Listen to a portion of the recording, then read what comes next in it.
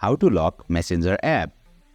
Hey there, welcome to Insightful Tutorials. In today's video, I will show you the easiest way to lock your Messenger app for added privacy and security. Without further ado, let's get started. Open Messenger on your device. You will land on the chat section. Tap on the hamburger icon at the top, then tap on the settings icon. Scroll down until you find the preferences section. Here you will find privacy and safety. Tap on it. Under security, tap on app lock. Now toggle on the button for the feature unlock with biometrics. You will now be prompted to use your fingerprint or PIN to confirm. Once confirmed, the feature will enable. After that, choose your preferred Messenger locking time. For better security, I recommend selecting after I leave Messenger option. Now let's test if the app lock is enabled or not. Come back to the home screen, open Messenger again, and boom, your Messenger app is now locked. You will need to use your fingerprint or PIN to access and unlock Messenger. That's it for today's video. If you found this video insightful, please don't forget to hit the like button and make sure to subscribe to our channel for more insightful tutorials.